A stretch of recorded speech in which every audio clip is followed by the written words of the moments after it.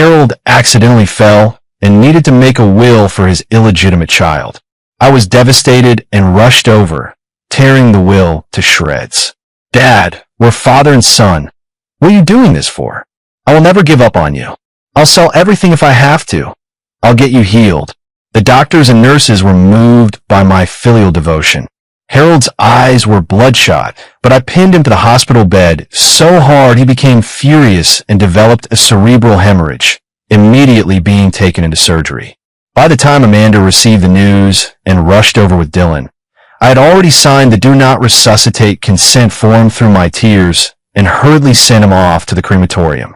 They were incredulous, hysterical, while I looked on as if watching a play. Why did Harold die without making a will? Now I suppose I must reluctantly inherit the entire estate. Actually, I knew long ago that my father had an illegitimate child. If it weren't for that, Sophia wouldn't have died. Our family received relocation compensation. As long as I don't start a business, the payout will last 10 lifetimes. When poor people suddenly get rich, they start indulging themselves. Harold hired a young, beautiful nanny, but as soon as she arrived, I felt she looked familiar. She seemed to be the college student who rented our house a few years ago. I told Sophia about it. She smiled and comforted me, saying it's okay. But that night, I clearly heard them having a fierce argument. The next day, Amanda was nowhere to be seen either. But only half a month later, when I came home from school, I saw Amanda again.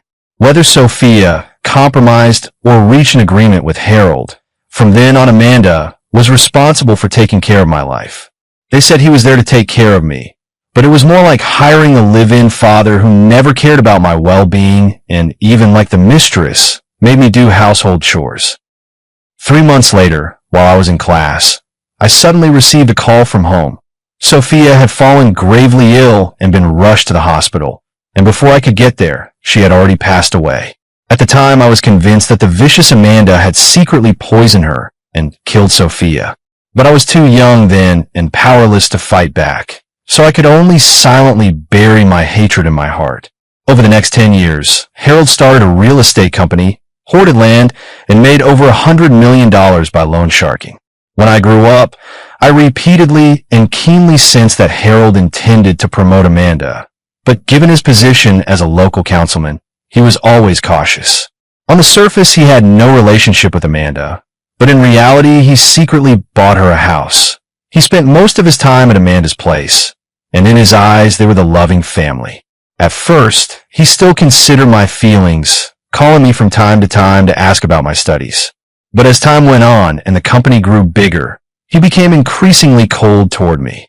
Even when I was hospitalized with a fever, he didn't care at all and didn't even ask about it afterward. I could even feel that if it weren't for concern about appearances, he would have kicked me out long ago. But I had no way out, so I could only silently endure and wait for the right opportunity.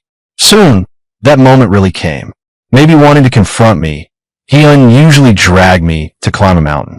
Halfway up, he suddenly slipped, fell, his limbs convulsing, foam at the mouth. No time to think.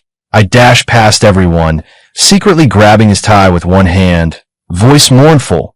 "Dad, what's wrong with you?" Harold trembled, trying to open his mouth, but I covered it with one hand. "Don't scare me, Dad." I shook his head hard. That force would be unbearable even for a normal person, let alone an old man half buried in the ground like him. Sure enough, after only a few shakes, his body trembled even more violently. I didn't expect his willpower to be so astonishing. Under my torture, his hand could still shakily write the 3 numbers 911. I pretended not to see it and stomped on it. "Don't worry, Dad. Even if I have to sell everything, I'll cure you." Harold glared at me with reddened eyes, his lips trembling with rage. At that moment, his desire to kill me reached its peak. Even if he wanted to kill me, I would still respect and love him. After I shook him desperately for 5 minutes, the pedestrians behind us finally couldn't stand it any longer. "Young man, hurry up and call 911. If you keep shaking him, your dad will really be gone." I cursed inwardly, minding someone else's business, but outwardly put on a look of tearful gratitude and hurriedly dialed the emergency number. The ambulance arrived quickly. After the medics got out, one of them asked me, "Did the patient have any pre-existing conditions?" I spread my hands. "I don't know. My dad is always so busy. I barely see him twice a year." At the hospital, after rushing treatment, the doctor regretfully informed me, "The patient has many chronic conditions, and he hit his head when he fell, injuring the nerves." What puzzled the doctors was that the patient had remained unconscious because of cerebral hypoxia, but they still hadn't found what caused the brain to be oxygen deprived. After half an hour of expert consultation, they came to me with heavy faces and said, "There are currently two options. The first is hospitalization and conservative care, slow treatment. He might wake up today, or it might take 3 to 5 years. The second is surgery, but the success rate is less than 10%. I cried and said, "Whatever it takes, you must save my father, even if there's only a sliver of hope." I believe if my father could choose, he would opt for the operation. Rest assured, if he doesn't survive, we'll just have bad luck. I will not take any legal action against the hospital. After signing the surgical consent form, I turned and went back to the ward. I had just pushed the door open when, to my surprise, I saw Harold awake. He had taken out a notepad and pen and was trembling as he wrote something. I patted my chest in relief. Fortunately, I had already taken his phone away. I ran over to take a look and found he was writing a will. It roughly stated that all his assets were to be left to Amanda and Dylan. I was overjoyed. It seemed Harold hadn't transferred the estate to Dylan after all. I snatched the will he had painstakingly written halfway through, tore it to pieces, stuffed it into my pocket, then leaned over him and wept.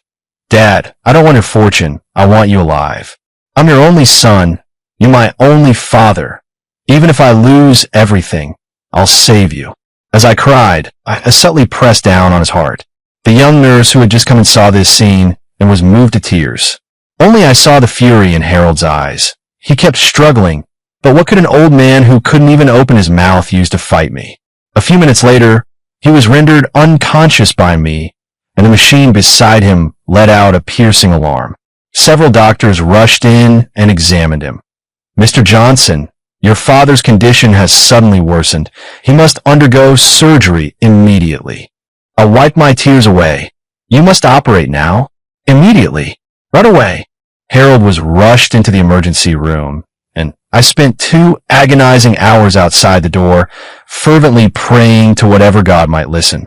I don't know how long passed before the doctor, exhausted, came out and exhaled. The operation was a success. I almost spat blood. I felt like the gods had tormented me. But the doctor's tone shifted, and he went on to rattle off a lot of jargon I couldn't follow. The upshot was that the patient was alive, but brain dead, destined to lie in bed for the rest of his life, kept alive by a tangle of medical machines. I pressed my hands together. "May the gods bless him." The doctor patted my shoulder. As a physician, all I can say is that for someone of his age, actually, he didn't finish the sentence, but I understood. I grabbed the doctor's hand, my expression agitated. "I understand. My dad has always feared suffering above all. Since it's come to this, letting my dad go with dignity is the only thing I can do as his son." Then I signed a bunch more documents and personally pulled out my dad's breathing tube. Before long, I had a death certificate in my hand. Without missing a beat, I contacted the crematorium directly. To avoid waiting in line, I even used money. Within just 3 hours, Harold was reduced to a small bag. Why a bag? Because an urn is too expensive. He doesn't deserve it. The bag was actually something the bakery owner gave me for free when I bought bread this morning. I was planning to use it to take out the trash. I tossed the bag into the trunk on a whim and drove straight to the nearest law firm. As for the funeral, a complete waste of money. Just find a random grave and bury him. After seeing Ms. Bennett, I once again used my financial clout. She pulled strings and quickly helped me process the inheritance formalities. I'm exceptionally generous to those who work for me. When it was done, each person who helped received a $300,000 red envelope. I threw away millions of dollars in total. I didn't feel an ounce of regret because Harold's estate was truly enormous. There were several $100 million sitting in bank accounts alone, dozens of properties, and so many companies and investments under his name that they couldn't be counted. I dare say I couldn't earn that much in a lifetime from interest for just one day. Ever since Sophia passed away, I've been marginalized. The allowance he gives me barely covers my basic living expenses. Sometimes after buying necessities, the remaining money isn't even enough to cover food and drink for the rest of the month. If it weren't for the neighbor grandmother who often helps me out, I might have resorted to desperate measures and turned to crime. Great. Now I'm a genuine second-generation rich kid. I'm ordering 100 dishes to celebrate my dad's passing. After eating and drinking my fill, I returned to my apartment, but was surprised to see Amanda and her son Dylan pacing anxiously downstairs. When they saw me, their eyes lit up and they ran toward me. "Where's your dad?" I pinched my nose and stepped back. "Which end are you? Coming up here looking for my dad. Don't you have your own husband?" Amanda's face darkened, but she bit her lip and forced a smile. "Ethan, it's Amanda, remember? I even took care of you when you were little." I slapped my forehead and suddenly remembered. Oh, I remember now, that nanny. My dad is dead, turned to dust already. Amanda wavered and nearly fell. Dylan hurriedly steadied her and glared at me. "Nonsense. Your dad only just died. A few days ago my dad was saying he'd take me traveling. He was in great shape." I shrugged my shoulders. If you say live, then live. Before they could answer, I hurried into the apartment. Ridiculous. I'm a big rich man now. I must take care of my own safety. Dylan is quick-witted. In the last second as I rushed and he blocked me. "Where did you hide my dad?" That reminded me. "He's still in the trunk." I said that, took out the keys, and a small car in the distance popped its trunk open, revealing a red plastic bag and a pile of torn cardboard. Mother and son were incredulous and blew up on the spot. "Do you take us for fools?" We were only apart a few days. How could a living person have been cremated? I couldn't be bothered to argue with them, so I simply produced the death certificate and the cremation permit. In the face of the facts, their last sliver of fantasy was finally punctured. Amanda pointed at me with her finger, her face flushed bright red. You, how dare you? He is my man, he is my son's biological dad. How dare you cremate him? Harold said his estate will be left to my son. I couldn't help laughing out loud. Oh ho, what bad timing. Why did Harold die without making a will? Now I'm forced to be the one to inherit the entire estate. While they hadn't reacted yet, I slipped into the apartment building in a flash. They tried to break in, but were stopped by security. Amanda and Dylan went berserk at the checkpoint. "You bastard, his money is mine. Give it back to me, or I won't let you off." I picked up my ear, turned around, and got on the elevator.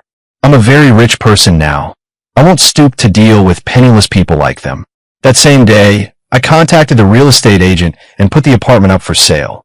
Of course, with money in hand, I wouldn't shortchange myself. I immediately replaced it with a large flat in Riverside Manor. The next day, Amanda and her son posed as clients and knocked on the agent's door. "Ethan, what do you think you're doing?" She grabbed my clothes and demanded in a sharp voice, her glare as if she would devour me, as though I were selling her home. "I tell you, Ethan, my son Dylan is also your father's son. He is entitled to half of all his assets." Dylan punched me in the chest from the side. "Bastard, Ethan, did you kill my dad?" Amanda, raving, demanded the assets from me, while Dylan looked at me with nothing but hatred, convinced I had caused his dad's death. The agent panicked. In all their years in the business, they'd never seen anything like this and didn't know whether to break it up or start recording. I waved my hand with a smile. "You go ahead and sell it. There's absolutely no dispute over this house." After saying that, I took out my phone and was about to call people. Amanda shouted at the top of her lungs, "You little bastard, I've been in this business for so many years. I did all your dad's dirty work. If you think you can call people, you're nowhere near ready." Then she made a call. "All of you get over here. Bring your gear." The broker grew even more panicked and tried to slip away quietly. Risking his life for a mere $10,000 or $20,000 in U.S. currency wasn't worth it. They only relaxed after they heard the alarm. Amanda was stunned and immediately reached for her phone to call, but I was quicker. I snatched it and tossed it straight into the toilet. "Ethan, what are you doing?" "It's just a phone." I've just inherited hundreds of millions of dollars. I have plenty of money to compensate you. A few minutes later, the police walked in. Who called the police? Me. At that moment, Amanda and Dylan were already trying to slip away, or maybe trying to stop the thug she had called. I slammed the door shut. Officer, they broke in and attacked me. Look, they were the ones who hit me. I pointed to the spot where I had just been struck. Amanda hurried to explain. Sir, he's slandering him. Boom, boom, boom. Before the police could question anyone, the apartment door was kicked open and a dozen tattooed men armed with knives and clubs barged in. Big. The eldest sister hadn't finished shouting when the leader, Rico Gonzalez, got his tongue tied and locked eyes with the police. At this point, it was like yellow mud had fallen into his crotch. If it wasn't shit, it might as well be. The police reacted quickly. They caught a few and a few got away. Amanda looked frantic, leaned in with a placating smile. Ethan, you need to explain quickly. We're here to contest the inheritance. If you say a good word, we'll give you an extra 10% when the estate is divided. I spread my hands and put on an innocent look. They all came with knives. If the police hadn't been here, I don't even want to imagine the consequences. I will pursue this matter to the end. Amid Amanda's struggles, they were taken away by the police for questioning. I clapped my hands and smiled innocently. All right, the house is back on the market. If you find a suitable buyer, keep showing it. I'm in a hurry to sell. I can accept below market price. In the end, an apartment with a market value of over $3 million was listed by me at $1.98 million. That same night, the resale agent Jake Miller contacted me and asked if I would accept $1.8 million in cash. I didn't hesitate and agreed immediately. I stayed at the hotel for 2 days and my big flat was all prepared, so that day I happily moved in. At the same time, Amanda and her son were released as well. This woman really knows how to work the system. The first thing they did after getting out was come looking for me. Even Jake Miller called me. Brother, that mother and son are causing trouble again. But don't worry, I'm not someone to be messed with either. You don't need to worry on my end. Be careful yourself. And if that kind of house is ever for sale, let me know. I'll take it all. I didn't expect that the day after receiving the call, Amanda caused trouble again. This time she was smarter. She didn't bring thugs, but called the police, claiming we were conducting illegal transactions and unlawfully seizing property. When I got the news, I rushed over immediately to see what was happening. When I arrived, Amanda was lying on the ground, throwing a tantrum, surrounded by a circle of onlookers. My life is miserable. My husband died in an accident, and all the property was taken by his son. Even my house was sold off by that scoundrel, and I haven't seen a penny to this day. My son and I have no one to rely on, and can only be bullied by his rotten son. Sharp-eyed Dylan immediately spotted me, enjoying the spectacle, and scowled, rushing over. You bastard, give me my money back! The cop nearby also saw me and scolded sternly. Everyone behave. Come here and tell me what's going on. Selling a house.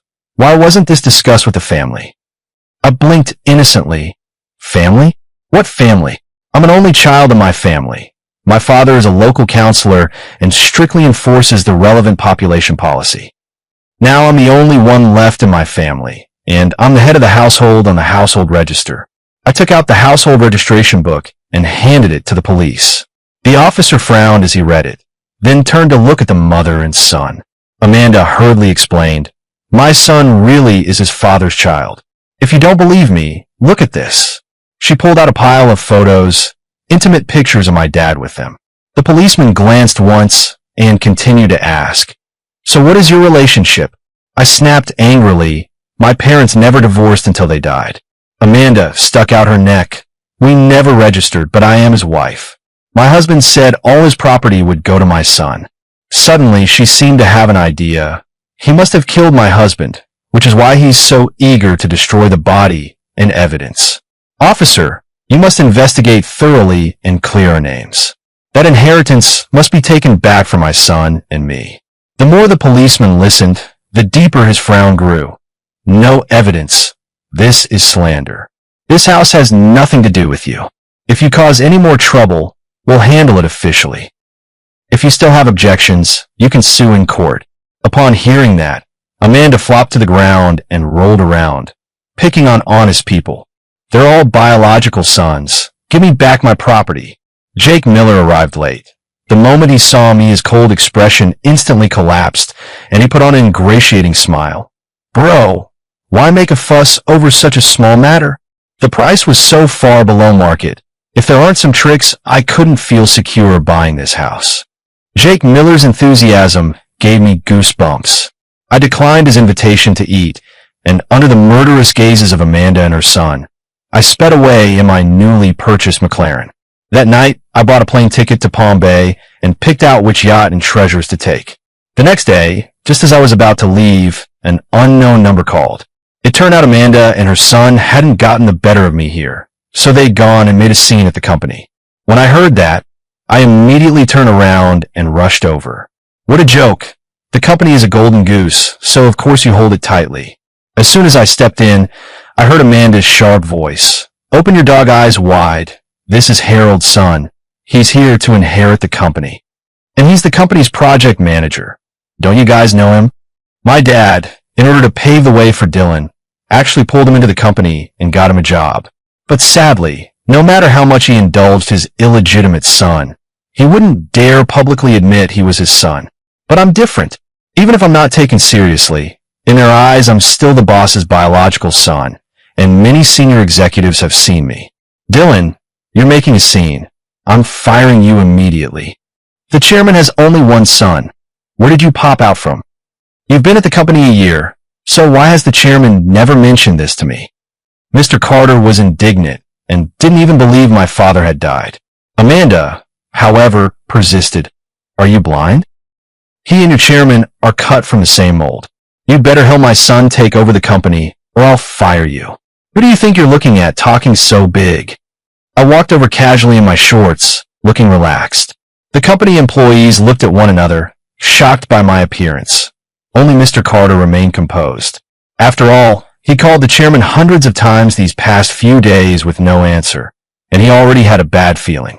So Amanda and her son came to cause trouble, and he directly dialed my number. I couldn't be bothered to hide anything, so I pulled out the death certificate. My dad is dead. From today, the company is under my control. I've just taken over and don't know many things yet, so please bear with me. But from this month until the end of the year, salaries will double. For those who do well, the year-end bonus will double again. Now, go get to work. Before everyone had recovered from shock, smiles already appeared on their faces, and the people present answered in unison. Understood. Then they prepared to leave. But Amanda started making a scene again, ran to the elevator, crossed her arms, and said, You can't leave. The company belongs to my son. My son is the chairman's illegitimate child. People without shame are invincible. This has completely lost its face. All the employees wore expressions of onlookers eating melon. Amanda continued to spill. I was a poor student aided by your chairman. I met him when I was 10. Later, when I went to university, I became his lover, and after that I gave birth to Dylan. My son is the company's legitimate heir. He is your chairman. All the executives looked at me in shock. I stared back with innocent eyes and returned their gaze. What are you staring at? I heard this story for the first time too. Well told, continue. I didn't lie. Seeing she was about to lose it again, I clapped my hands. She's our family's maid, obsessed with money. After Mom died, she developed delusions, always imagining herself as the mistress. Who knows who this child's father is? She was just starting college when she was kept by someone. She probably doesn't even know who the biological father is. All right, the show's over. Everyone go to work. Amanda's face went pale and flushed in turns, her body trembling with rage. You don't believe me, do you? Our house and car were bought by your chairman. He stayed at my place, and there are many of his personal items in the house. At that, she froze for a moment, then the corner of her mouth curled up. Ethan, you're done. You're done. The house has your dad's biological information all over it. Amanda seized the chance for survival and laughed recklessly. I waved my hand, and a dozen security guards rushed over. If you let outsiders barge in again, you won't have jobs anymore. What about this Dylan? Kick him out too. What good is keeping trash like him? Dylan saw the guards coming and ground his teeth. "Ethan, you bastard." His mother thought she'd found proof and was delighted, quickly speaking to comfort him. "Don't be afraid, son. We'll do a paternity test when we get home. Your dad's estate will all be yours. And as for these people, kick them all out."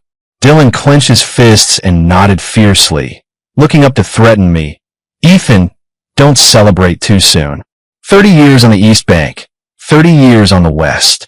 Before he finished speaking, a security guard slapped him to the ground. "Ha ha ha. Who do you think you are, Xiaoyan?" After driving them away, I contacted Ms. Bennett right away and asked them to check exactly how much of my father's assets remained. Knowing I was wealthy and generous with money, they worked very hard. A week later, I got feedback. Harold had indeed bought 3 villas and 2 luxury cars for them, and the property titles were all in Dylan's name. I asked them for help to see if they could get these things back. Actually, this inheritance means nothing to me. I just want to discuss them and not give it to that mother and son.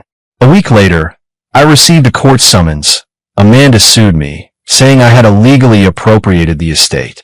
On the day of the hearing, Amanda looked triumphant. "Ethan, you damn beast. I'll make sure you don't get a single cent. I should have killed you, trash, along with the rest back then." My eyes narrowed slightly, and a murderous intent rose in my heart. "Amanda, I will make you regret being alive in this world." After the hearing, the opposing lawyer produced a series of evidence proving that the mother and son had a relationship with my dad, chat logs, photos, and personal items from the house that belonged to my dad. After presenting these, he took out a paternity test. My client's father is deceased. The defendant, Ethan, maliciously performed a rapid cremation, preventing normal paternity testing procedures. With my client's permission, we went to the place where Harold lived and extracted his hair. This evidence is sufficient to prove the parent-child relationship between Harold and Dylan. Therefore, we request that all of Harold's inheritance be frozen and that half be distributed to my client according to the inheritance law. The judge and other reviewers examined all the evidence and slowly spoke. "Does the defendant have any objections to the evidence presented by the plaintiff?" "Yes." My lawyer, Ms. Bennett, adjusted her glasses. "We admit that the plaintiff did have an improper sexual relationship with our client's father. But the plaintiff lived with him knowing he had a family, which itself violates marriage law." "Objection. Our client only began cohabiting with Harold after his wife passed away. The child was also born after they began living together." My lawyer suddenly laughed. "Plaintiff, may I ask how old you are this year?" Dylan stiffened his neck and answered, 20. "Our client's mother died 11 years ago." "Please explain how you could have grown to 20 in 11 years. The opposing lawyer's face flushed. He stammered for a long time. "This does not conflict with inheritance." I laughed. "This is an amateur." My lawyer laughed too. "This case is in the bag." "Excuse me, how can you prove the hair you sent for testing belongs to my client's father?" I put on a look of sudden enlightenment. He used his own biological dad's hair for the paternity test, but who his biological dad isn't exactly clear. Amanda, her son, and his lawyer were stunned. The second-rate lawyer began babbling. "Your Honor, we guarantee the hair we sent is Harold's." Amanda hurried to agree. "Yes, Your Honor, I swear it. You are insightful and will surely deliver justice for me." The judge tapped his gavel. "Order. So that means Harold has already been cremated." Before I could answer, Amanda snatched the microphone and replied, "He maliciously cremated him. He has a vicious heart. Your Honor, please deliver justice for me. I suspect he murdered his father to seize the inheritance." Amanda's face was ferocious, as if she were about to eat someone alive. By contrast, I looked calm, composed from start to finish. My lawyer calmly countered, "Your Honor, if the plaintiff is slandering my client, we reserve the right to pursue legal action." I didn't slander him. His dad originally didn't like him and couldn't possibly leave the inheritance to him. My suspicions are all backed by evidence. I raised my hand. "Your Honor, my relationship with my father really wasn't good. But what the plaintiff said has nothing to do with my inheriting the estate. Our family business was built by my dad and my mom together. As their only son, It is only natural and reasonable that I inherit their estate. Besides, the reason my father and I fell out is that she destroyed the harmony of our family. You're talking nonsense. Silence. The judge struck the gavel and declared the court adjourned. Half an hour later, the court announced, because the plaintiff cannot prove the authenticity of the parent-child relationship, the paternity test is invalid. Amanda's vision went black, and she slumped into her chair. The opposing lawyer suddenly stood up. We demand a paternity test with the defendant. I let out a speechless laugh. Putting aside whether I'm willing, my dad alone had 4 brothers. Who can guarantee he's not my uncle's child? Take a step back. What if I have no blood relation to my father? What if I was found? So if you want to prove your dad's son, you still need to do a test with my dad. I spread my hands. Of course, all the assumptions I made do not affect my legal status as my dad's sole heir. You're talking bullshit. Amanda, furious, lost her temper. You're slandering. The law requires evidence, not you throwing a tantrum. I'm just laying out all the possibilities. Bastard. Order. Seeing the situation about to spiral out of control, the judge immediately struck the gavel. Do the plaintiff or defendant have anything more to say? I signaled my lawyer with a look, and she immediately produced a document. My client demands the recovery of all assets of her father. This includes Dylan's house and car. Amanda looked even more indignant. The property deed has my son's name on it. What does that have to do with you? The lawyer continued to produce evidence. Our investigation shows that the payer at the time was Harold, and the house and car were transferred into Dylan's name half a year ago. He gave them to my son. Silence. The judge reiterated.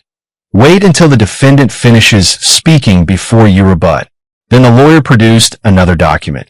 Our verification shows that when the house and car were transferred, they did not go through the Citizen Center and did not follow the statutory procedures.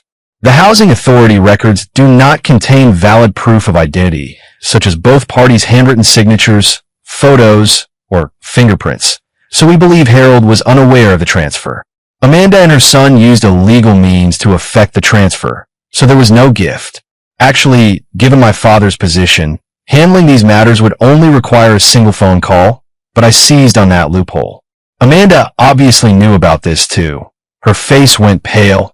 At the time my husband called Mr. Olson at the housing authority, we only provided an ID and all the paperwork was done.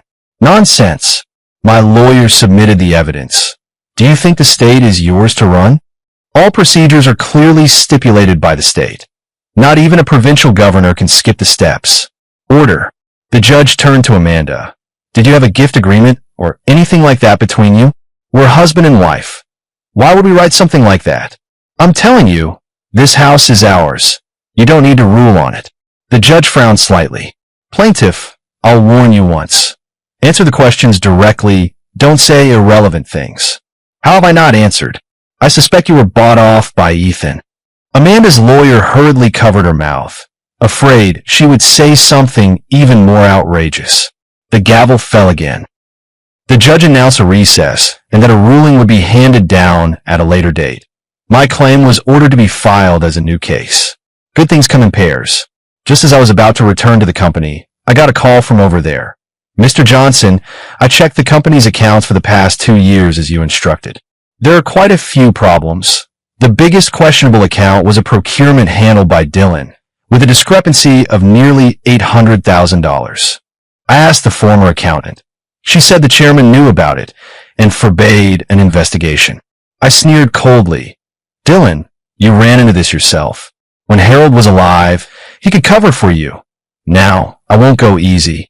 The rest of you, give them a scare. Make an example of Dylan and punish him severely. I of course understand that in a big company, if the water is too clear, there will be no fish. It's normal for every position to skim off a little on the side. I thought a moment and added, no appeals will work. Don't ask me. You have full authority. My only condition is that it's handled strictly as business. Make an example of them. 3 days later, the court issued its ruling. Dylan lost the case. In addition, the lawsuit I filed to reclaim the properties was also decided. After discretionary review, the court ordered that 2 apartments and 2 cars be returned. I was actually quite satisfied with that judgment. I had originally thought getting even half would be excellent, since the evidence I provided was far from sufficient. But that didn't affect my next plan at all. That same day, I, accompanied by bodyguards, a lawyer, and Jake Miller, went to reclaim the 2 houses the court had awarded me. Damn, Ethan, are you really going to utterly destroy your brother? I couldn't be bothered arguing with them, so I pulled out the court judgment. Buddy put a price on the 2 villas. As soon as we arrived in this neighborhood, Jake Miller's eyes lit up. He licked his lips, a little embarrassed. Bro, you know our rules. I do. 80% of market price. Give me the number.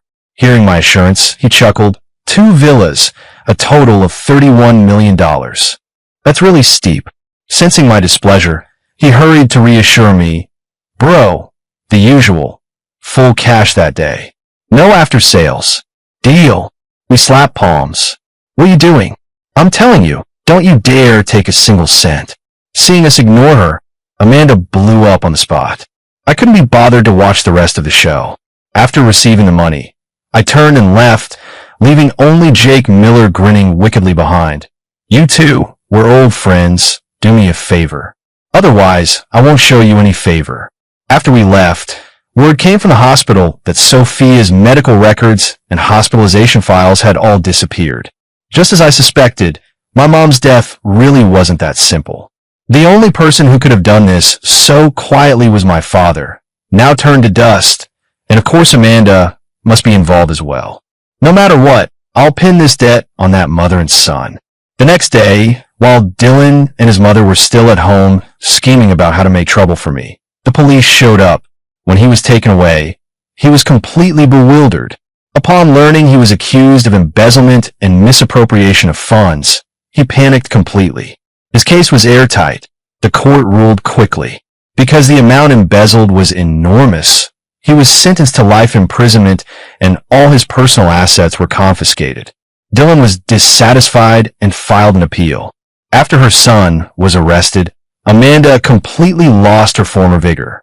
She wandered through her days in a daze, hiding in the villa and drowning herself in alcohol. Of course, I wouldn't let her live so carefree. I quietly told her henchman where she was. This is the thug she keeps. When she was powerful before, he used to handle the dirty, unmentionable jobs for my father, and of course his pay was very generous. Actually, I have enough evidence to put her in prison, but that would be too easy for her, and it would also affect the company. It's better to let them have a dog-eat-dog fight. Last time her caprice cost them several brothers. On top of that, they searched for Harold for her. Though they didn't find him, they did the work, and regardless of the outcome, pay must be given. That's the code. But now their operations have gone unpaid twice in a row, which is completely unacceptable to these desperados. What I could least tolerate was that she wouldn't answer her phone at all, and I had completely lost all news of Amanda and her mother. Now, having learned of their possible whereabouts, a group of people set out en masse under cover of night to search for them. When I received the news, I pursed my lips, laid down in a large flat, and slept comfortably. The next day, I opened my phone to find dozens of unread messages. I went through them one by one and found that when the thugs asked Amanda for money, she spread her hands and said she had none.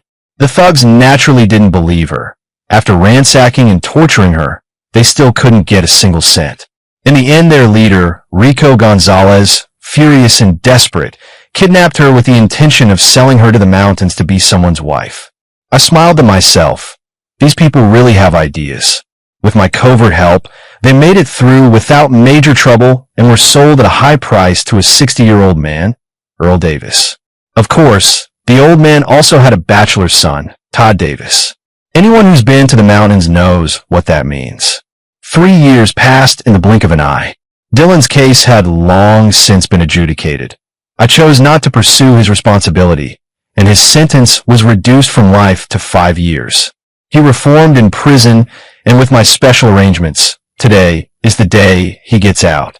After his release, the first thing he did was take the train to the mountainous region. For these 3 years, his mother had been reduced to an object of carnal desire, tormented day after day. I sent someone every month to tell him about it.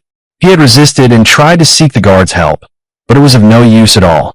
He did not know that the whole prison had been bought off by my cash power, or not exactly bought off, more like made to play deaf and dumb, to mind nothing. For no risk, they could receive a large sum of money, and the deal was very profitable. Seeing the mother and son live in daily misery became my daily pleasure. Amanda tried to kill herself countless times, but my people stopped her. If you kill yourself, your son will surely be buried with you. Dylan took a 2-day journey by car and finally arrived at that small mountain village, where he saw the mother he had been longing for day and night. But Amanda had already been tormented beyond recognition, barely clothed, and greeted people with a vacant, foolish smile. Seeing this, Dylan couldn't stop the tears. Mom. Upon hearing this, the woman shuddered, then again broke into a silly smile. Under Dylan's puzzled gaze, she pulled down her pants, bent over, and stuck her rear up like a dog. No. The mother he'd yearned for 3 years, meeting again in this way, made Dylan's vision go black. He spat a mouthful of blood. Amanda still smiled foolishly, completely unaware of the man's heart-wrenching pain behind her. Noticing the man didn't come over, she even swayed like a bitch in heat. Who are you? A roar came from a distance. It was the father and son who bought Amanda, Earl Davis and Todd Davis. Dylan felt sick when he saw them. Their stench could be smelled for 2 miles. He couldn't imagine that his mother had been defiled by a man like this for 3 years. Dylan couldn't bear his mother being humiliated like this. He picked up a stone and walked toward his mother. Mom, forgive me. Blood spurted. You're asking for death. Dylan's eyes were red, staring at the father and son rushing toward him, murderous intent soaring. I want you dead. I was too lazy to care about what happened next. Whether he was killed by the father and son or was arrested by the approaching police, it was none of my business anymore.